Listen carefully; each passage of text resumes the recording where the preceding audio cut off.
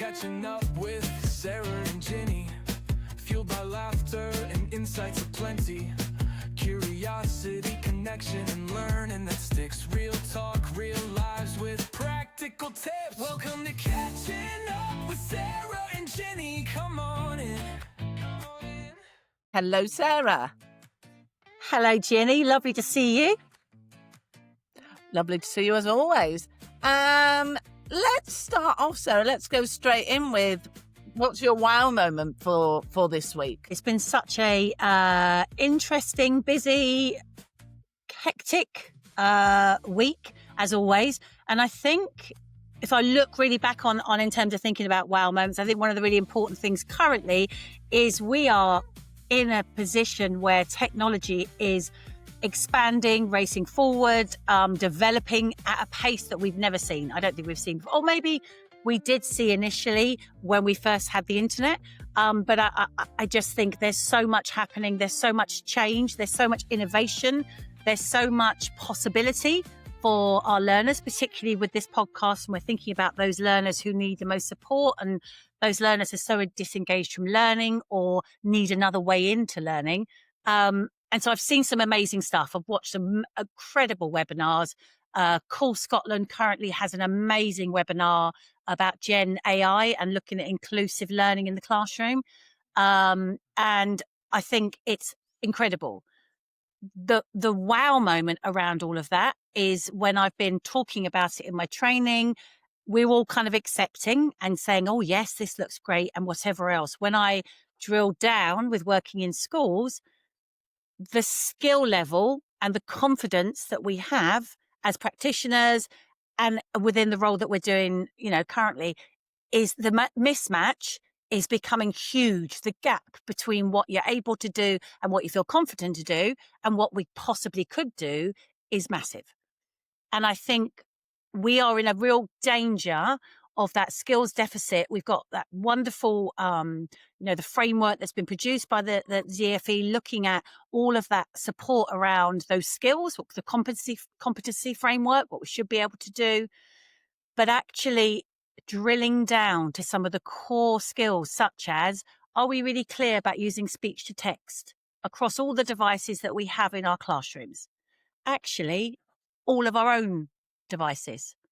When we look now at some of the young people, particularly kind of those, secondary school age, it's very rare that learners are typing now, even in their own time. Yeah. There's loads of voice to text, and there's a danger. And so I think my wow moment has been, I'm talking about bridging, theory into practice. Okay, fabulous. We've got all of these ways to make things inclusive, but actually, we need a clear way to make sure that we're developing our staff, developing each other, and sharing some of the core skills that's going to make that possible. I think it's really interesting because it is wow, isn't it? Everything that can be achieved through AI is vast. That's very southern. Let me go northern. Vast. My dad would be proud. Is very vast. However, we're then looking at the nuts and bolts, aren't we? We're looking at if people are finding that challenging, what are the barriers for staff? And then also, what are the barriers for schools? I know of schools where every child has a tablet or a laptop. I know of other schools whereby they have got an amalgam. That's a good word, isn't it? An amalgam of a variety of laptops that the chargers are all different. And then Belinda gets her laptop and it isn't charged. So then she's deflated before she's begun. Who gets the good headphones, who doesn't get the headphones. And there is a real discrepancy within schools as to the resources for technology. And so that's one part.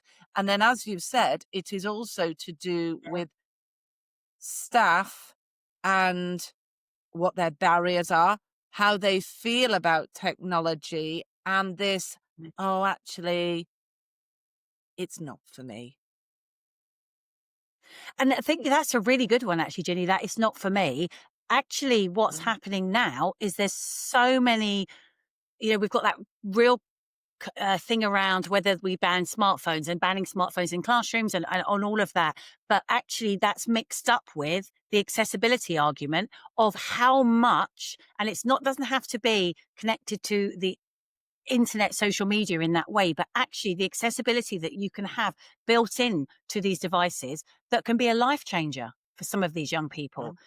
And I think as a school, I know we've got some really key people in this field doing some fabulous work. And Mark Anderson is doing loads around, actually, what are those core skills that we just need to all know? Or even do we understand what we don't know? But also, as you said there, it's that changing of that mindset of like, this is interesting. Let's be curious. Let's use some of the stuff we already know and let's think, how do we use that to go forward? Rather than we're going to give you this whole new set of skills around AI. No, it's just using technology, and it's a developed way of using technology. And I agree. It's about start small, start with something that will make a difference. And I am not technologically gifted. I am not technologically gifted. But if it is going to save me Ginny, time, don't say that. But if it is going to save me time in the long run, I will invest time in finding out about it. And that is my way of going, I am embracing it. I'm not saying, oh, it's not for me at all, Sarah, but I have to give myself time to understand it.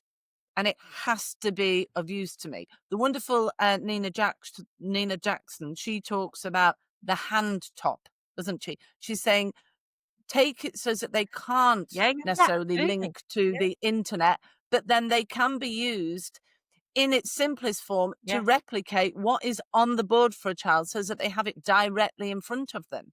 That the barriers are sometimes for what people think are expected of them, I think. And it's and I think that starts small, one little thing at a time. And some of the schools that I'm working with currently, it's looking at actually even like we've got this amount of time the next half term or this half term, actually looking at what's one thing that we can do well. And even now, I know we're heading to Christmas. We're heading at a time when actually what we're thinking about, or it could be we're heading towards Easter, or it could be heading towards the summer. But whatever it is in terms of what we're doing, think about, okay, it's at a time when maybe we're taking a lot of photos or a lot of videos.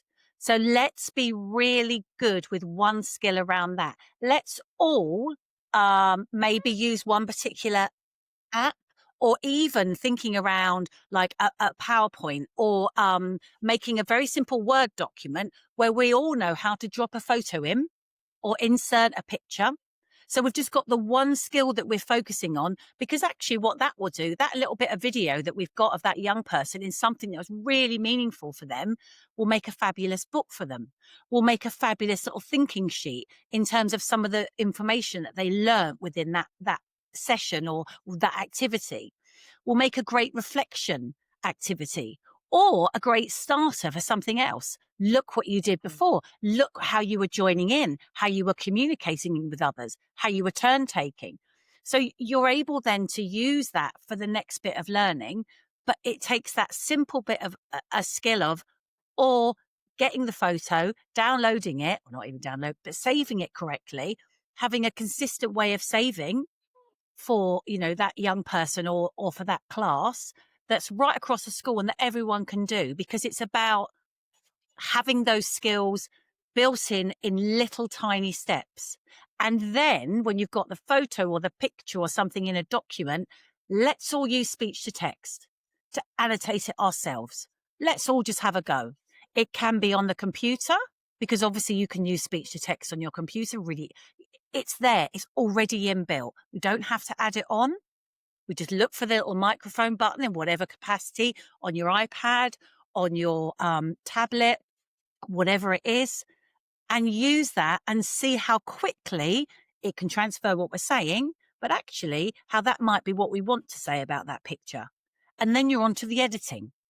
So you can build up a kind of a sequence of skills in an activity that, as you said, Ginny, I need to do this. I want to use this picture to support my next phonics session because it was something really great. And actually, it's some of the words that I want us to be using. But it's a great starter. And what I love is we are limiting the reasons not to do something. What you're saying, you Yeah. know, the Yeah. speech to text. We're not having to find something new. We're not having to, dare I say it, charge something else up.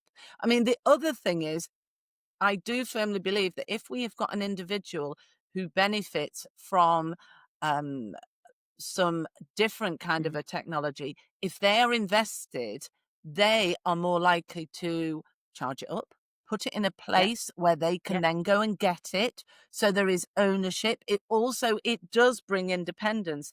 And I love that you're saying consistency, because I think consistency is really Yeah. important. Really Massive. interesting. One way that this can be used, and I was on a course yesterday and it was talking about one-page profiles. And it was saying, Yeah. actually, where you've got a child who isn't able to verbalize for whatever reason, Yeah. don't put on the form, this child is not able to verbalize. Take a video of them. Take a video of them to see what they're enjoying and then look at that. And that then becomes the way that you understand that child more. So there are so many different ways that we can do it, but it's about people wanting to invest, I think. And it's not even that they don't want to. I think it's No. such a it's like with everything when it looks like such a huge task, you're like, where do I even start? How can I even consider what this could look like? So actually, as school leaders or as classroom leaders, whatever it is, as leaders of teams, or thinking about families, actually, you might be heading into a holiday break. What's the one thing that we can do to support that kind of transfer of some of the skills that the young person's learned in the classroom to the home environment? Let them show you how fabulously they can use speech to text to, to make a little message to you or a little note to you. Yeah. And I'm quite fixated on the speech to text bit because I'm quite surprised at how little I often recommend it, and I didn't realize how it really isn't. People aren't as confident with it as I've assumed they were.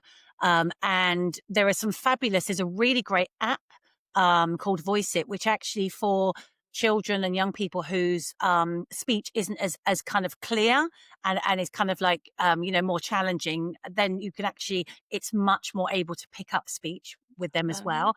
So I think it's really important that we look at all of these things, but we break it down for people. So it looks like this is just the one thing we're going to be looking at. We're not going to be looking at how we're going to Yeah. embrace AI. I mean, I've just a real kind of, and I think that links into why that was a wow moment is that I've used AI to make songs and I've used AI recently. And I mean, I know that I've seen that done so many times, but I hadn't done it myself. And when you do it yourself, and that's the other thing, it's empowering our staff, our teams, our families with the one, that one idea or that one thing to do, and again, you can use speech to text to use the tool, maybe Suno, which is the AI powered tool to make a song. And I've been working on making books inclusive in classrooms and just using key bits of vocabulary, key scenes, key characters, and putting some of the lyrics around them, again, that have been generated through AI, to song. And oh my goodness, I've got some great ones for the book Holes, fabulous ones for Secret Garden. Yeah. So there's And so much that we can do around that. And it's also embracing the different ways that individuals learn, isn't it? And it's that it's just all the senses, isn't it, Sarah? But how amazing to take a book, take some words from it. The words then become lyrics. I mean, I don't know what age I was when I realized that song lyrics are actually stories. But it's just Yep. broadening the audience, isn't it? And it's given you that opportunity to overlearn, and it's given you that opportunity. If you've got a whole class book that's being read, it actually gives the learners that opportunity. They can have those recorded, QR coded, and they could have that as something that they go, and maybe it's a choice activity. They can listen to the song, or they can listen to that as part of the learning activity, or in quiet reading time, or however you do that. They might have the audiobook, or they might have a couple of songs related to the book. What you're doing is you're giving them a chance to hear the vocabulary, to feel some of the emotion from this, from that scene in the story.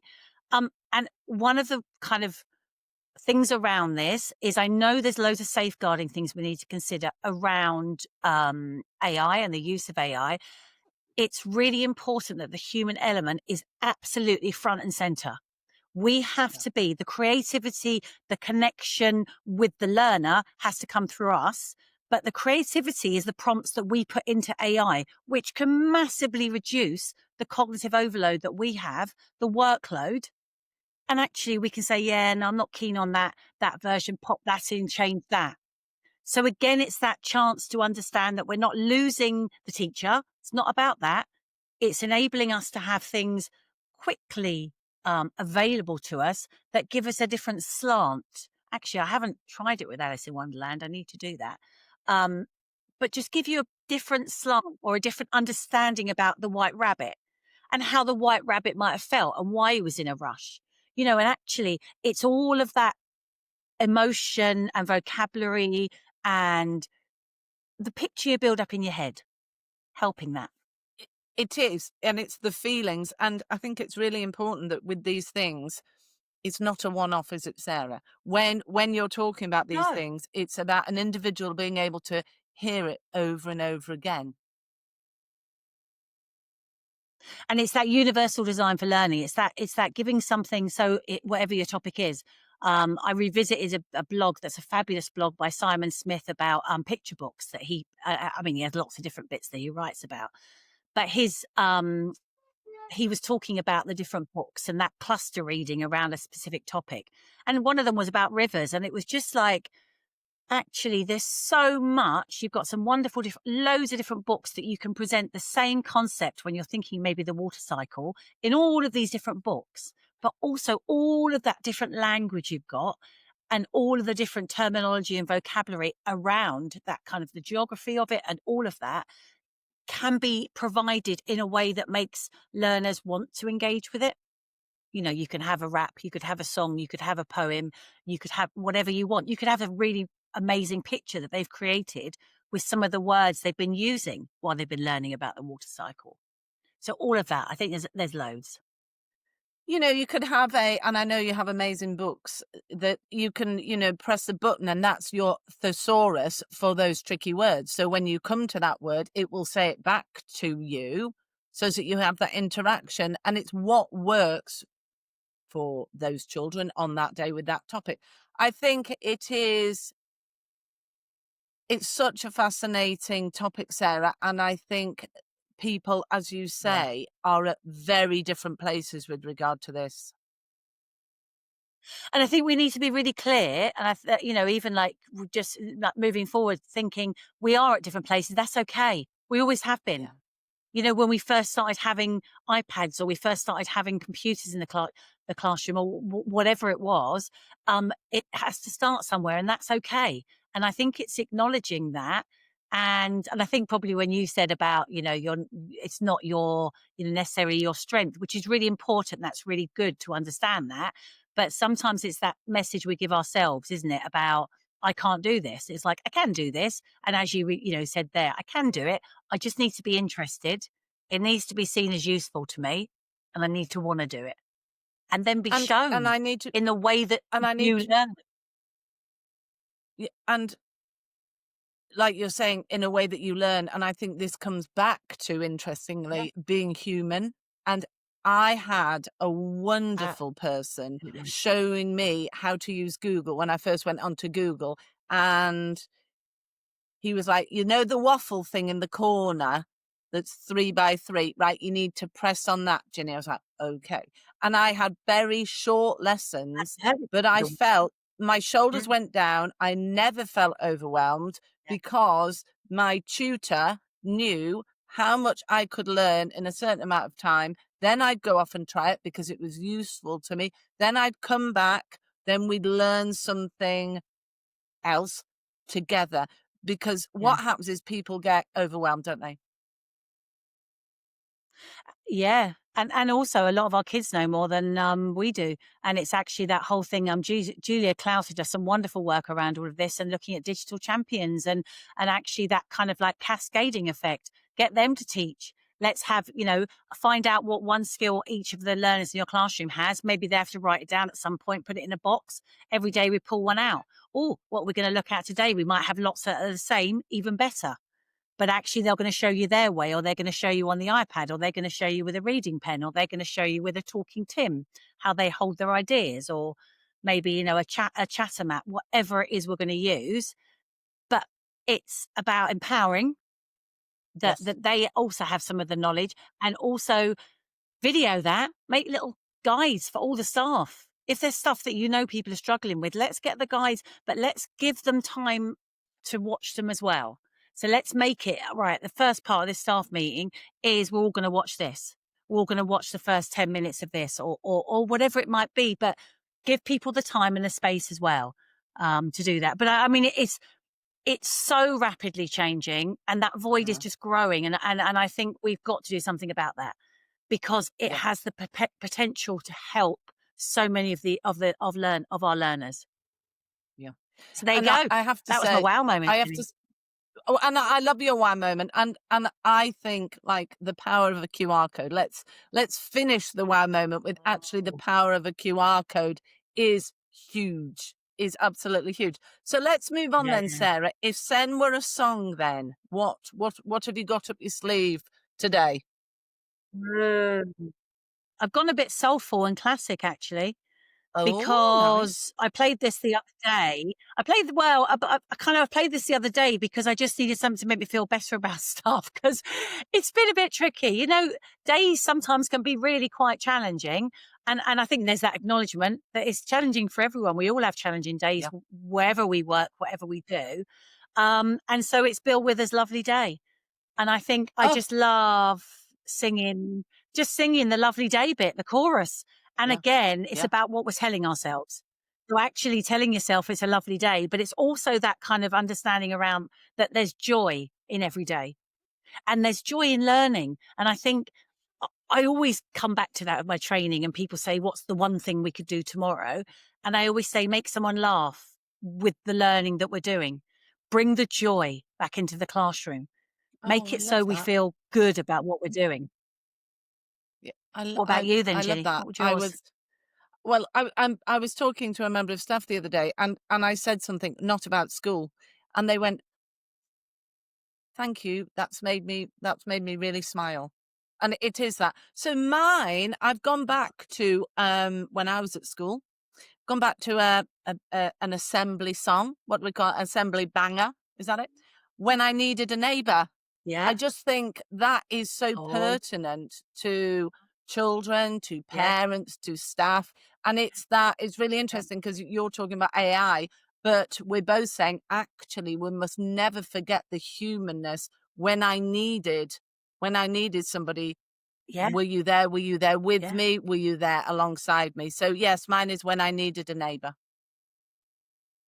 And you do know that you now can go to nightclubs and they'll play your hymns and you can all sing along. Did you know that?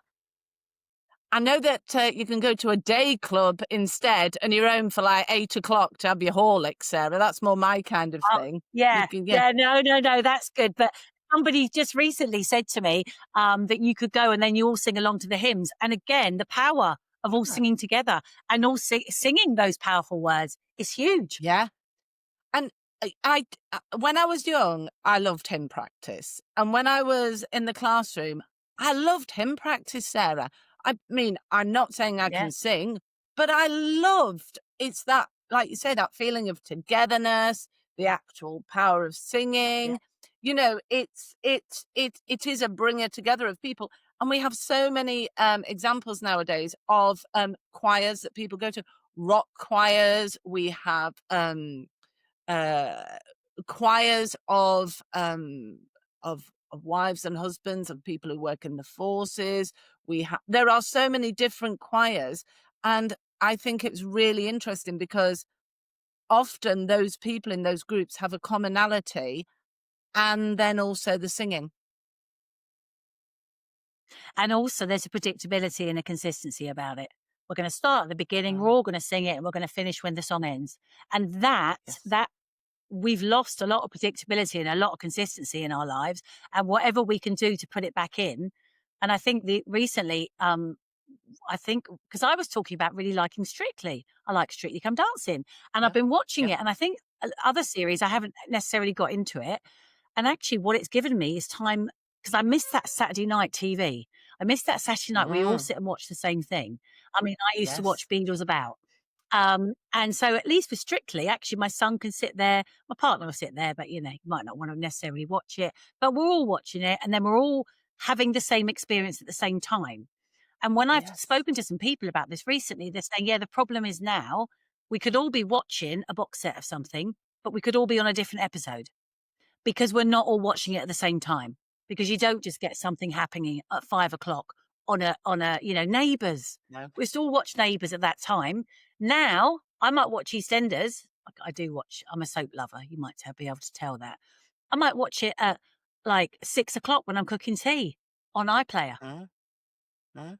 You know, not at the same time as You everyone you else. But that community is you're great. s- you're so right. I mean, I'm back to the days of Spitting Image. We used to watch it, and then the next day we would all have that conversation. I'll Yeah, tell you what has brought people yeah, together is Traitors, because generally people have watched it on the same night, and so the next day there has been that. Have you watched it? Have you watched it?